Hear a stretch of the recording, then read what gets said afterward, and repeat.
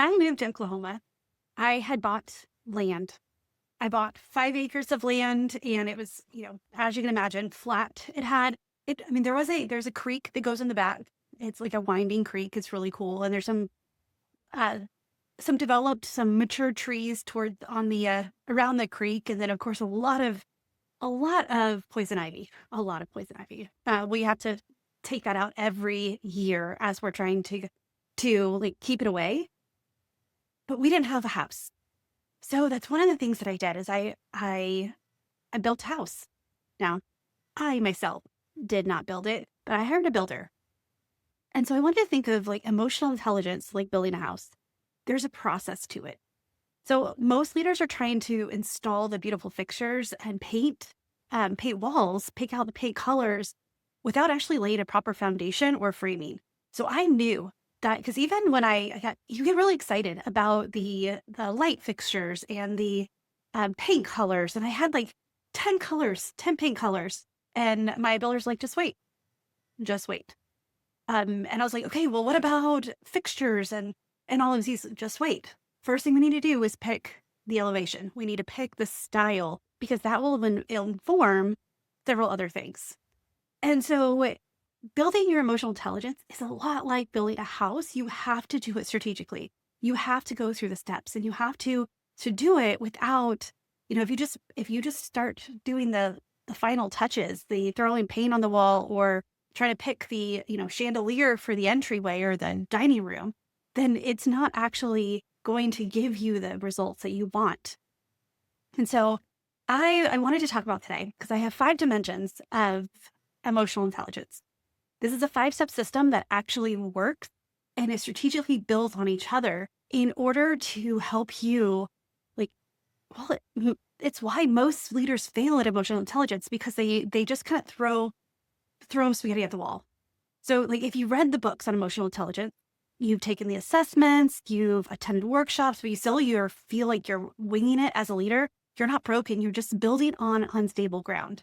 And so that's one thing is like working through a framework, you get to build that foundation. You get to build the framing and then all the outward appearances and your ability to put it into action takes place after you've built the foundation, not before. So I know that some of the problems that you're facing, some of the questions you may be asking yourself is that I know I need more emotional intelligence. I know that that's something I can grow in, but I don't know where to start. So you've tried reading books, you've taken the courses, and when you're under pressure, you still react the same way. And there's so much advice out there, and you don't have time. You don't have time to figure out what actually moves the needle. And so I wanted to talk about these 5 dimensions because this going through these systematically, and again, it's not a one and done because we are constantly developing as a human, as a leader. And so but it is a foundation that you can take and you can systematically go through and develop and build this emotional intelligence, which, as I've said before, this wave of the future, this information is not enough. This is what's going to be our strategic edge. The more we understand ourselves, the more we understand what our people need from us. And things that are not working when it comes to social emotional intelligence, EI, is random emotional intelligence tips that don't connect to your specific leadership style. All the books are fantastic. And if you don't understand your wiring, then they don't connect. And so you're wondering why it's not working. The surface level communication training that breaks down immediately when there's any kind of pressure. So the surface level communication, like going and I'm a big proponent of going to trainings and things, but then there's that step after that you need to take for yourself. And what's in it for me? What do I want to implement? What do I take away from this training and use it for myself? And I love doing this based on like your core motivations. You don't just haphazardly take something. It's like, okay, based on what my focus already is, this is what will work and this is what I can practice. And then also these, oh man, these generic self-awareness exercises that don't translate into better decision-making. Like you can take, like the journals are great and these generic exercises, but if you don't have a foundation to do these exercises, you're just saying what sounds good. You're actually putting it into practice for yourself. And that that's one of the first things I do when I work with my clients is we find that wiring, we find those core motivations and values, because then you can build the better decision making on that. I've done several podcasts about that too. So if you're looking for how to make better decisions, like either like reach out to me and let's talk, because there is a way to make better decisions fast without trying to, like I love the book Atomic Habits, and there's so much in there, but I don't have time to read it and do it. So if you want just a quick, like, let's get down and dirty and like, let's figure out how to make better decisions for you, get on a call with me and let's talk about that, because there's the cost of overcompensating for bad decisions is way worse than it's so great nowadays because time goes so fast. Information flies. Like we just have to move so quickly that if we can build that foundation and build that solidly fast, once you have it, you won't need another decision-making foundation. Like you'll have it, you can develop, it can grow, but you won't need to build that foundation again. And so the other thing that's not working is trying to fix everything at once instead of understanding which dimension needs attention first. And so we're going to talk about the 5 dimensions. This is part of my Shine framework. These are the tools I use inside of Shine. And so and the Align Leader. So it's not that there's 3 different IPs, frameworks. It's all that they build together. It's just a matter of, it helps me understand like what we're actually doing. And so let me tell you about the 5 dimensions first, and then we'll talk about each of them briefly. And so it's identity foundation. Then there's the growth architecture. Then there's leadership expression, which most people miss or they skip this one. And it's crucial. And I'll talk about that, why it's so important in a moment. And then there's strategic vision. And then there's sustainable success. And so this, like, think of this as a circle, because when you get to sustainable success, and actually you could start at any one of these depending on what you need. And it just goes in a circle because everyone they go into the next one, and one will add on to another and deepen the understanding of the other. But really the circle's a whole that helps you build this emotional intelligence. And why, as a leader, we work on it, and yet we still fail, or we feel like we're floundering when it comes to emotional intelligence and self-awareness. And so I don't know if you've seen my LinkedIn posts the last week and a half. I've got another week of them that I've written that I'm going to start posting again, but talking about, it's mixing some of our core values, why we need each Enneagram type, and what they do for us. Because sometimes we forget that having diverse friends, diverse motivations in our friend group, in our teams, in our leadership, mentors, it actually helps us become a stronger leader and develop faster. And so I've been doing that. But the other aspect of it, the other days, I've been talking about the importance of emotional intelligence on your leadership, and how emotional intelligence and self-awareness are not the same, but they're both needed and they both play into each other. And so let's talk about these 5 dimensions of impact intelligence, these 5 core dimensions of like emotional intelligence. And I like to call it impact intelligence just because emotional intelligence without action, it's like, what's the point? And so it's the emotional intelligence impact that we're really looking for. So let's talk about dimension 1, the identity foundation. This is knowing who you are before you try to lead others. Most leaders skip this and wonder why their leadership feels performative. And so an example of this would be like a CEO who knows their core values, but makes decisions based on what the board expects, or instead of aligns with who they are. And they wonder why their leadership feels exhausting. So it's not that your decisions need to go against like the board or these expectations, but if you understand and you align your core values with it, the decisions are going to feel more aligned and easier. And you're also going to be able to explain why behind it, behind the why behind the why of what you're doing, to get them on board and get their buy-in, whether it's your teammate or whether it's, the people who work with you, people who you work for, people you answer to, your clients, when you have an identity foundation that's really strong, people will follow you simply because they want to be part of something. And so the next is the growth architect. So this is how you handle what triggers you and what energizes you. A lot of times we don't sit down and really like dive into what specifically triggers us. And then also as a leader, as a parent, as a spouse, as a friend, all the things, it's important we understand what energizes us. And I've talked in other podcasts about the energy list, that how it even changes during the different seasons. And so it's something that you want to, when you discover that something that used to energize you now drains you, you want to make sure you are aware of that. And so leaders who master this don't get knocked off course by pressure. So an example of this would be, an executive who gets triggered every time someone questions their strategy in meetings. So someone always questions them, but instead of getting defensive, they learn to pause and ask, okay, what am I protecting here? And then that shifts the entire dynamic. That shifts the understanding, okay, why is this so important to me? So number 3. So this is the one that most leaders like skip or don't intentionally develop. And this is where your internal clarity, so internal things, becomes your external influence. It's not just what you say, but how your presence shows up. And most leaders focus on the other dimensions, and like haphazardly, but don't develop this one. And so an example of this is, here's what most leaders miss is like, you can know your values, you can manage your triggers, and you can have a clear vision. But if you can't translate into how you show up in the room, none of it matters.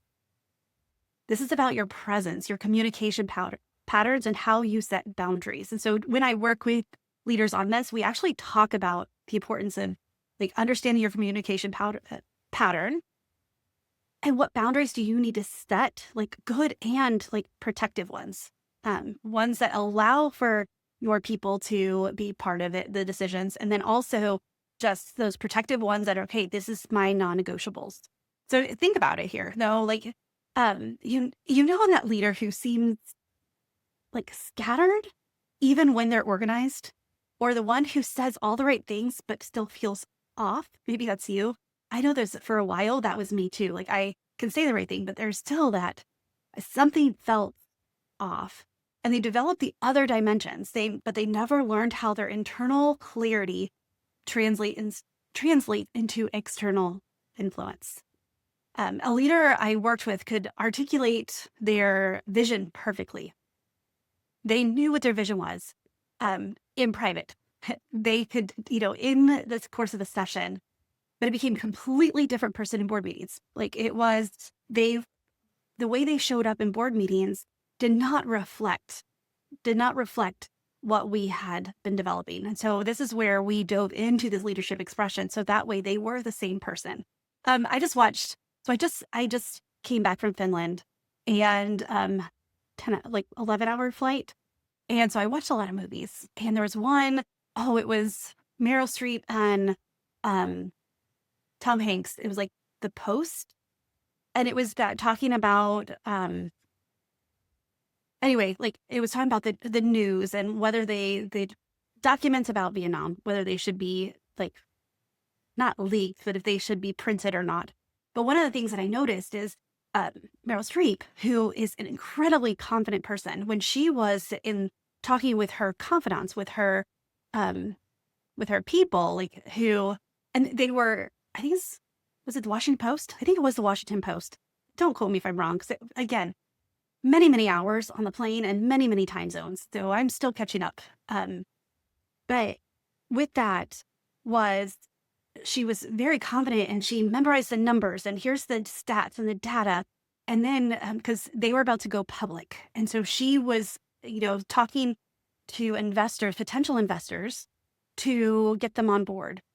And all of that strength and that like resolve that she had when she met with them, she saw it on her notes and she couldn't express it. So that's what I'm talking about, is like, in deep inside that it's there. You just don't know how to get it out. And so leaders assume that if they know themselves well enough, their leadership would automatically improve. Again, you can practice and practice and practice until you start taking actions. But there's a translation layer that most people never develop. And it's the difference between being self aware and being strategically expressive with that awareness. It's putting your self awareness into practice and translating it into actions, not just like deep inside your heart. So that's why that leadership expression is such an important dimension. And if you're not actively working on it, you're missing a big part of your genius there. And so dimension four, here we go, two more. Strategic vision. This is about leading from your calling, not just your calendar. The leaders with this dimension don't just manage, they inspire, they motivate, they are able to get their people on board, because not only have you worked out your vision, but you can express it and you can get other people's buy-in as well.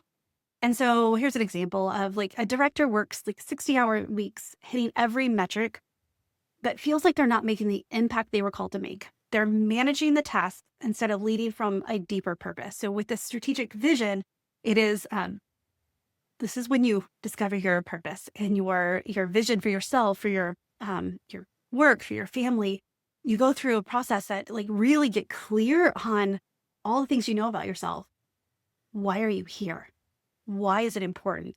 And how do you lead from a deeper purpose? And I'm telling you, when you have this, your leadership can definitely, it feels lighter because you have the foundation and you know where you're going.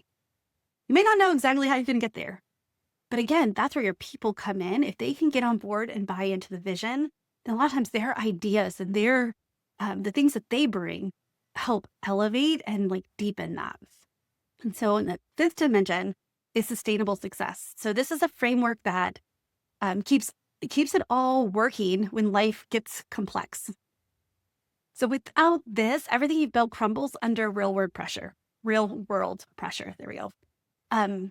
This is one that we need to make sure we have things in place so that everything that we've already worked on stays and when there's a crisis.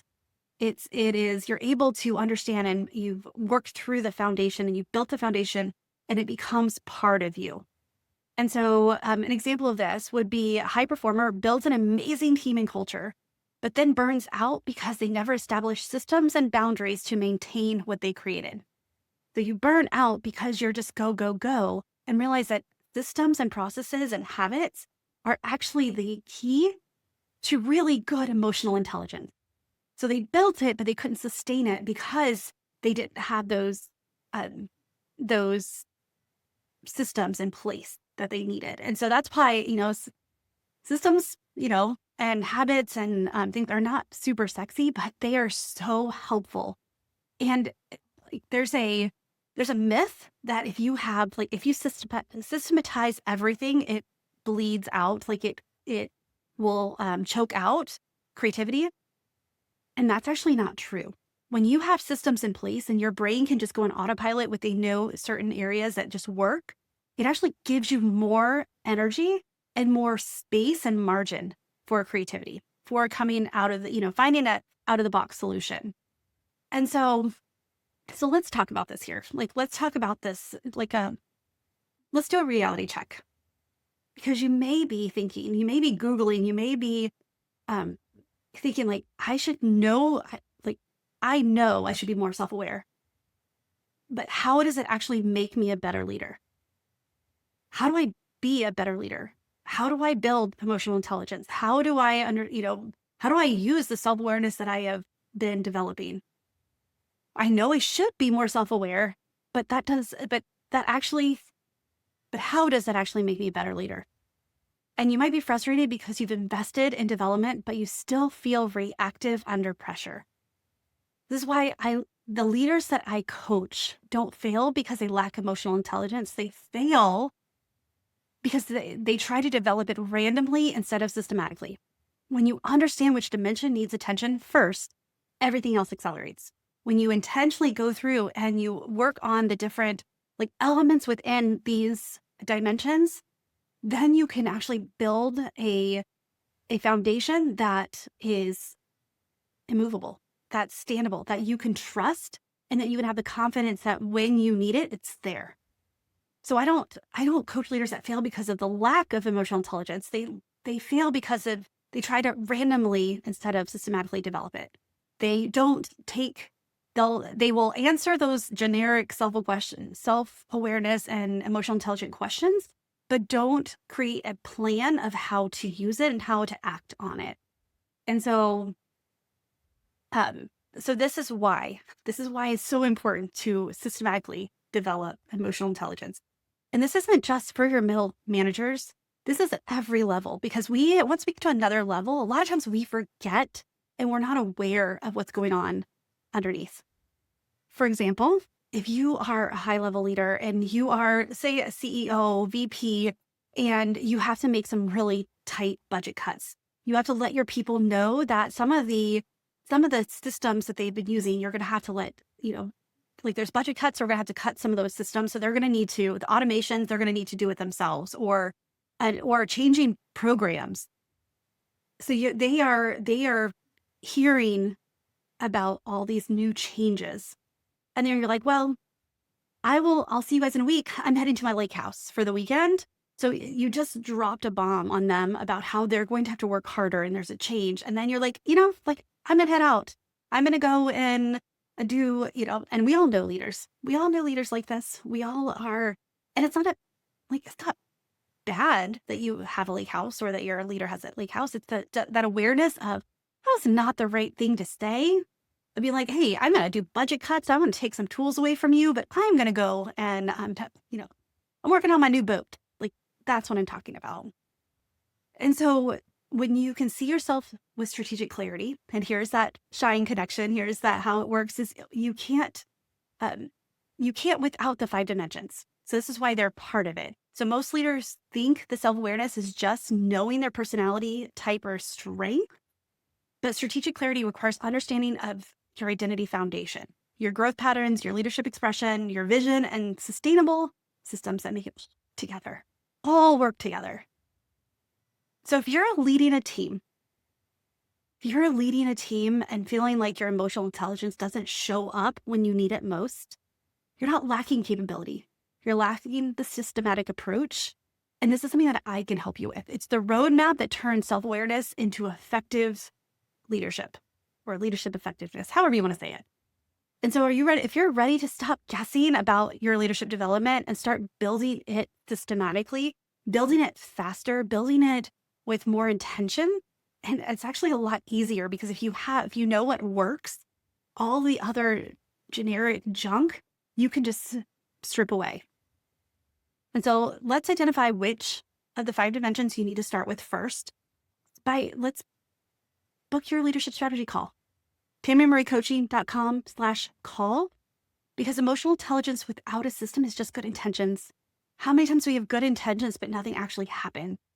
And though you may have read the book, high impact leaders understand how to take those elements from the book and then develop it systematically. Like you need to have a awareness, a foundation first.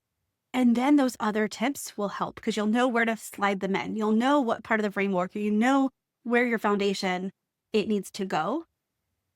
And so leadership presence isn't about charisma. It's about alignment across all 5 dimensions.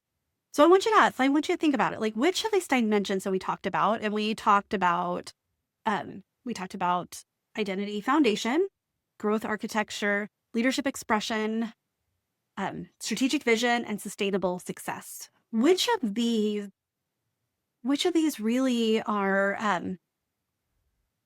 which resonates with you most? And where do you feel stuck right now? By understanding this creates your self-awareness. It's that first step is once we can bring it to light, it loses its power over you. Once we know better, we can do better. So once you take a moment and instead of reading another book, sit and ask yourself, which of these dimensions resonate with where you feel stuck right now? All right. Like I said, get on a leadership strategy call with me, TammyMurrayCoaching.com/call, and let's talk about this. Let's start working through the framework. Let's get stop taking so much time and just, I mean, I love reading books, but it wasn't until I understood how to use the books and which one I'm like, ooh, this will never work for me because of this. And, or I don't want to say never, because sometimes, but you know what I'm saying? Like, it won't work because of this, this, and this. However, this aspect, or how can I make it work for me? That's my favorite one is, okay, I love this concept. How can I make it work for me? So if you're ready to do that, get on a call with me. It's easy, it's fun, and it's crazy how fast you can make changes. I don't do therapy anymore, but I was working with a leader who we were talking about where his leadership habits came from. We were diving back into it, and he's like, "Man," he's like, we're not doing therapy." He's like, "But I've made more progress in understanding myself and where I came from and where I need to go in these 3 sessions than I had of 5 years of therapy." 5 years of therapy. And he's like, "No, these 3 sessions have helped me have more clarity and understanding of myself more than anything else."